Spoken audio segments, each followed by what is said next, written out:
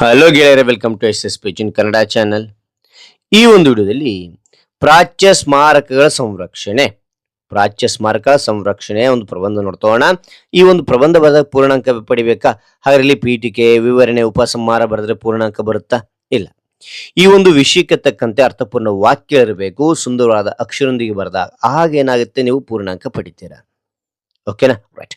ಹಾಗಾದ್ರೆ ಪೀಠಿಕೆಯೊಂದಿಗೆ ಪ್ರಾರಂಭ ಮಾಡ್ತೋಣವಾ? ಪೀಠಿಕೆ.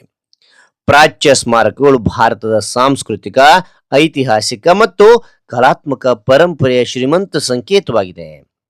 ದೇವಾಲಯಗಳು, ಕೋಟೆಗಳು, ಸ್ಮಾರಕಗಳು ಮತ್ತು ಇತರ ಪುರಾತನ ರಚನೆಗಳು ಭಾರತದ ಗತಕಾಲದ ಘನತೆ, ಕಲೆ ಮತ್ತು ಜ್ಞಾನವನ್ನು ಪ್ರತಿಬಿಂಬಿಸುತ್ತವೆ. ಈ ಸ್ಮಾರಕಗಳ ಸಂರಕ್ಷಣೆಯು ಕೇವಲ ಕಟ್ಟಡ ರಕ್ಷಣೆಯಷ್ಟೇ ಅಲ್ಲ, ಭಾರತದ ಸಾಂಸ್ಕೃತಿಕ ಗುರುತನ್ನು ಉಳಿಸಿಕೊಳ್ಳುವ ಮಹತ್ವದ ಕಾರ್ಯವಾಗಿದೆ ಅಂತಕ್ಕಂಥದ್ದು ನನ್ನ ಪೀಠಿಕೆಯಲ್ಲಿ ನಾನು 6 ಸಾಲಿನಲ್ಲಿ ಬರಿತಾ ಹೋಗಿದ್ದೀನಿ. ನಿಮಗೆ ಹೆಚ್ಚಿನ ಒಂದು ವಿವರಣೆ ಗೊತ್ತಿದ್ದಲ್ಲಿ ಏನ್ ಮಾಡ್ತೀರಾ ಅಂದ್ರೆಗಿನ 7 ಪಾಯಿಂಟ್ಗಳು ಬರಿತಾ ಹೋಗಿ, ಡಿಪೆಂಡ್ಸ್ ಅಪಾನ್ ಯುವರ್ ಟೈಮ್. ಹಾಗಾದ್ರೆ ಈ ಎಲ್ಲ ಮಾಹಿತಿ ಅಂತಕ್ಕಂಥ ಇಷ್ಟವಾದ್ರೆ ಒಂದು ಲೈಕ್ ಅನೇಕ ವಿಡಿಯೋ ತಿಳಿದು ಪ್ರೋತ್ಸಾಹ ತುಂಬ ಸಿಗುತ್ತೆ. ಇನ್ನೊಬ್ರು ವಿಷಯ ಸಾಧ್ಯ ಇಂಥ ಅನೇಕ ವಿಡಿಯೋ ಚಾನಲ್ ಸಬ್ಸ್ಕ್ರೈಬ್ ಆಗಿ. ಹಾಗಾದ್ರೆ ಇಲ್ಲಿ ವಿವರಣೆಯೊಂದಿಗೆ ಮುಂದಕ್ಕೆ ತಿಳಿತೋಣ ಬನ್ನಿ. ವಿವರಣೆ ನೋಡಿ. ಪ್ರಾಚ್ಯ ಸ್ಮಾರಕ ಸಂರಕ್ಷಣೆಯು ಒಂದು ಸಂಕೀರ್ಣ ಮತ್ತು ಬಹುಮುಖಿ ಪ್ರಕ್ರಿಯೆಯಾಗಿದ್ದು ಇದರಲ್ಲಿ ವಿವಿಧ ಕಾರ್ಯಕ್ರಮಗಳನ್ನು ಒಳಗೊಂಡಿದೆ. ಪ್ರಮುಖ ಅಂಶಗಳು ಈ ಕೆಳಗಿನಂತಿವೆ ಅಂತಕ್ಕಂಥದ್ದು ನಿಮಗೆ ಪಾಯಿಂಟ್ ವೈಸ್ ನಾನು ಬರಿತಾ ಹೋಗಿದ್ದೀನಿ. ಈಸಿಯಾಗಿ ನೆನಪಿಡಲಿಕ್ಕೆ ಸಾಧ್ಯ, ಈಸಿಯಾಗಿ ಸ್ಕೋರ್ ಮಾಡಲಿಕ್ಕೆ ಸಾಧ್ಯ ಇದು. ಓಕೆನಾ? ರೈಟ್. ಮೊದಲನೇದು, ಪುರಾತತ್ವ ಇಲಾಖೆಯ ಪಾತ್ರ ಏನಿದೆ ಅಂತಂದ್ರಿಗಿನ ಭಾರತೀಯ ಪುರಾತತ್ವ ಇಲಾಖೆ 3600ಕ್ಕೂ ಹೆಚ್ಚು ಸ್ಮಾರಕಗಳನ್ನು ರಕ್ಷಿತ ಸ್ಮಾರಕಗಳೆಂದು ಗುರುತಿಸಿ ಅವುಗಳ ಸಂರಕ್ಷಣೆ, ಕಾನೂನು ರಕ್ಷಣೆ ಒದಗಿಸುತ್ತದೆ. ಯುನೆಸ್ಕೋ ವಿಶ್ವ ಪರಂಪರೆ ತಾಣಗಳ ಸಂರಕ್ಷಣೆಗೆ ವಿಶೇಷ ಒತ್ತು ನೀಡಲಾಗಿದೆ ಅಂತಕ್ಕಂಥದ್ದಲ್ಲಿ ಮೊದಲನೇ ಪಾಯಿಂಟ್ನಲ್ಲಿ ನಾನು ಬರ್ತಿದ್ದೇನೆ. ರೈಟ್. ಆ ನಂತರ 2ನೇ ಪಾಯಿಂಟ್ನಲ್ಲಿ ಏನಿದೆ ಅಂತ ನೋಡಿದ್ರೆ ಸಂರಕ್ಷಣಾ ತಂತ್ರ ಅಂತಕ್ಕಂಥದ್ದು ಕಲ್ಲು, ಶಿಲ್ಪಕಲೆ ಮತ್ತು ಚಿತ್ರಕಲೆಗಳ ಶುದ್ಧೀಕರಣಕ್ಕೆ ರಾಸಾಯನಿಕ ವಿಧಾನಗಳನ್ನು ಬಳಸಲಾಗುತ್ತದೆ.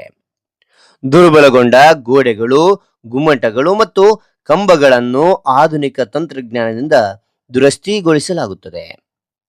3D ಸ್ಕ್ಯಾನಿಂಗ್ ಮತ್ತು ಡಿಜಿಟಲ್ ಆರ್ಕೈವಿಂಗ್ ಮೂಲಕ ಸ್ಮಾರಕಗಳ ದಾಖಲೆಗಳನ್ನು ರಚಿಸಲಾಗುತ್ತದೆ ಅಂತಕ್ಕಂಥದ್ದು ಇಲ್ಲಿ 2ನೇ ಪಾಯಿಂಟ್ ಬರ್ತಕ್ಕಂಥದ್ದು. ಅದ ನಂತರ 3ನೇ ಪಾಯಿಂಟ್, ಜನ ಜಾಗೃತಿ ಮತ್ತು ಶಿಕ್ಷಣ ಅಂತಕ್ಕಂಥದ್ದು. ಸ್ಮಾರಕಗಳ ಮೌಲ್ಯದ ಬಗ್ಗೆ ಜನರಲ್ಲಿ ಜಾಗೃತಿಯನ್ನು ಮೂಡಿಸಲು ಶಾಲೆಗಳಲ್ಲಿ ಕಾರ್ಯಕ್ರಮಗಳು ಮತ್ತು ಪ್ರವಾಸೋದ್ಯಮ ಕಾರ್ಯಕ್ರಮಗಳನ್ನು ಆಯೋಜಿಸಲಾಗುತ್ತದೆ ಅಂತಕ್ಕಂಥದ್ದು ನೋಡ್ತೇವೆ. ಓಕೆನಾ? 4ನೇ ಪಾಯಿಂಟ್, ಪರಿಸರ ಮತ್ತು ಮಾನವೀಯ ಸವಾಲುಗಳು ಅಂತಕ್ಕಂಥದ್ದು. ಮಾಲಿನ್ಯ, ವಾತಾವರಣ ಬದಲಾವಣೆ ಮತ್ತು ಅತಿಕ್ರಮಣದಿಂದ ಸ್ಮಾರಕಗಳಿಗೆ ಒಡ್ಡಿಕೊಂಡಿರುವ ಧೋಕೆಯನ್ನು ತಡೆಗಟ್ಟಲು ಕಾನೂನು ಮತ್ತು ತಾಂತ್ರಿಕ ಕ್ರಮಗಳನ್ನು ಕೈಗೊಳ್ಳಲಾಗುತ್ತದೆ ಅಂತಕ್ಕಂಥದ್ದು ನೋಡ್ತೇವೆ. ಇದು 4ನೇ ಪಾಯಿಂಟ್. ಆನಂತರ 5ನೇ ಪಾಯಿಂಟ್, ಅಂತಾರಾಷ್ಟ್ರೀಯ ಸಹಕಾರ ಅಂತಕ್ಕಂಥದ್ದು.